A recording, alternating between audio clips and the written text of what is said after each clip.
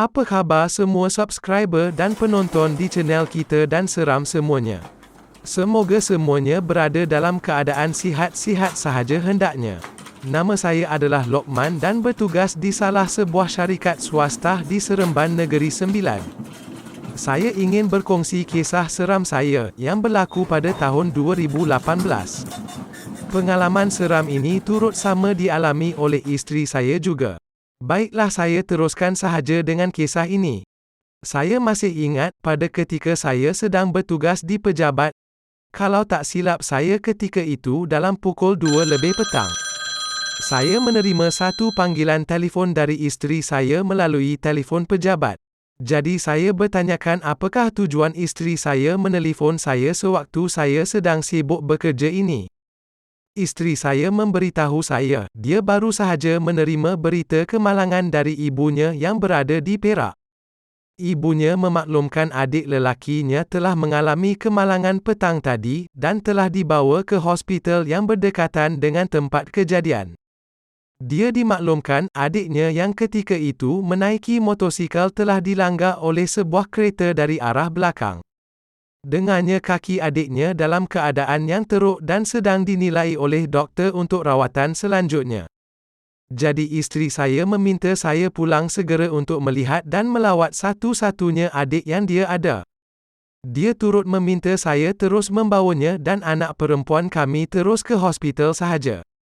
Mendengarkan berita itu, saya telah mendapatkan kebenaran dari pihak atasan untuk pulang dan mengambil cuti kecemasan petang itu.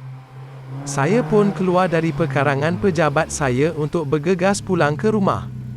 Saya pun memandu kereta saya secepat yang boleh, memandangkan hospital itu terletak di Perak dan memerlukan kira-kira 4 jam lebih untuk sampai di sana dari rumah kami. Ditambah lagi, saya memerlukan masa dalam 30 minit untuk sampai ke rumah dari tempat kerja pula. Setelah mengambil anak perempuan saya awal dari sekolah agama petang itu, dengan kebenaran pihak sekolah, kami semua pun bertolak menuju ke utara dengan hati yang tidak berapa tenang memikirkan berita buruk yang kami terima tadi. Isteri saya berulang kali mengenangkan nasib adiknya yang telah mengalami kemalangan itu. Apa keadaan sebenarnya pun masih lagi menjadi tanda tanya buat kami. Disebabkan keadaan jalan raya pada ketika itu agak sesak, ia telah menyebabkan kelewatan kami untuk masuk ke lebuh raya. Ketika kami sampai di lebuh raya utara selatan, keadaan pada ketika itu sudah hampir senja. Jadi saya cuba memandu kereta dengan sedikit laju tapi dengan amat berhati-hati juga. Kami mengambil keputusan untuk berhenti solat dan makan di R&R Rawang dalam perjalanan itu. Lebih kurang dalam pukul 9 malam, kami pun sampai di bandar di mana hospital itu terletak. Jadi saya mula mencari-cari arah jalan dan papan tanda yang akan membawa kami ke hospital tersebut. Keadaan pada ketika itu sudah gelap. Namun mujur cuaca adalah baik sekali. Alhamdulillah. Akhirnya kami selamat juga sampai ke hospital yang dimaksudkan. Kami pun mencari tempat untuk meletakkan kereta di tempat yang paling hampir dengan pintu masuk bangunan hospital itu. Setelah meletakkan kereta, isteri saya segera menelefon ayahnya untuk bertanyakan arah wad di mana adiknya berada. Dalam perbualan mereka, ayah isteri saya menyuruh dia mencari satu bangunan yang bersebelahan dengan bangunan yang menyimpan mayat sebagai rujukan kami. Saya yang mendengarkan arahan tersebut, pada mulanya hanya ambil maklum sahaja kedudukan yang harus kami tujui. Kami yang sampai di perkarangan hospital segera bertanya kepada kaki tangan di situ tentang arah wad yang dimaksudkan oleh ayah mertua saya. Mujurlah pada ketika itu, masih ada terdapat orang yang sudi melayan pertanyaan kami. Setelah berjalan dalam 5 minit mengikut arah yang ditunjukkan oleh orang di hadapan tadi, kami akhirnya sampai juga ke tempat di mana ayah dan ibu isteri saya berada. Rupanya mereka telah berada di situ sejak dari pukul 7 malam lagi. Ini kerana rumah mertua saya terletak dalam 40 km jaraknya. Anak perempuan saya segera berlari ke opahnya yang dirindui. Di situ, ibu isteri saya memberitahu yang pihak doktor masih lagi sedang memeriksa adik ipar saya dengan mengambil X-ray. dan keputusannya masih belum dibuat lagi. Sama ada mahu diteruskan dengan pembedahan atau tidak pada malam itu. Disebabkan keadaan masih belum diputuskan. Hanya ibu dan bapa isteri saya sahaja yang dibenarkan masuk ke dalam wad dan menemui adik isteri saya pada waktu itu. Ketika isteri saya sedang berbincang dengan kedua mertua saya berasa pelik melihat ada seorang jururawat berjalan menghala ke kawasan gelap bertentangan dengan tempat isteri saya berdiri. Dan jika saya tak silap itulah laluan ke bangunan bilik mayat hospital terletak. Sangka baik saya pada waktu itu, mungkin jururawat itu ada tugas yang perlu disudahkan pada malam itu di kawasan tersebut. Saya merasakan jururawat itu amat berani kerana bersendirian sahaja masuk ke kawasan gelap tersebut. Saya melihat isteri dan ibu mertua saya sedang berbual tentang kejadian kemalangan yang menimpa adik ipar saya itu dengan rancak sekali. Macam-macam perkara yang saya dengar dan dibincangkan bersama-sama. Saya pun segera ke arah bapa mertua saya pula untuk mendapatkan beberapa maklumat tentang kejadian itu dan perkembangan terkini adik ipar saya darinya. Dalam masing-masing sedang berbual dan bertukar maklumat itu, saya mula perasan yang isteri saya sepertinya terdengar bunyi tapak kaki jururawat tadi yang sedang menuju ke bangunan di belakang itu sebelum ini. Isteri saya sepertinya mula berpaling ke belakang seolah ternampak sesuatu pada penglihatan saya. Saya juga nampak isteri saya sepertinya mula memberi tumpuan ke arah belakangnya dengan lebih serius selepas itu. Kelihatannya seperti ada sesuatu yang dia nampak. Dia cuba memberitahu ibunya sambil menunjuk-nunjuk arah di belakangnya itu dengan bersungguh-sungguh sekali. Namun, ibunya meminta isteri saya untuk segera menghentikan perbuatan itu dan segera menuju ke arah doktor yang keluar menuju ke arah mereka bagi mendengar perkhabaran terkini tentang adiknya. Kami semua cuba menahan doktor itu dan memberitahu kamilah keluarga bagi lelaki yang baru kemalangan petang tadi. Doktor itu kemudiannya memberitahu kepada kami semua yang adik isteri saya kini perlu berehat malam ini setelah mendapati kakinya telah pun patah. Ini setelah mendapat pengesahan melalui keputusan X-ray yang diperolehi tadi. Bagaimanapun ia tidaklah terlalu serius di mana pembedahan boleh dilakukan pada esok pagi. Doktor menyarankan kami semua agar pulang dulu malam ini dan datang semula pada esok pagi. Mendengarkan nasihat doktor itu, kami semua pun mengambil keputusan untuk pulang sahaja malam itu. Memandangkan ibu dan ayah isteri saya datang dengan keretanya sendiri petang tadi. Jadi kami dua keluarga pun berpecah pulang ke rumah menggunakan kenderaan masing-masing.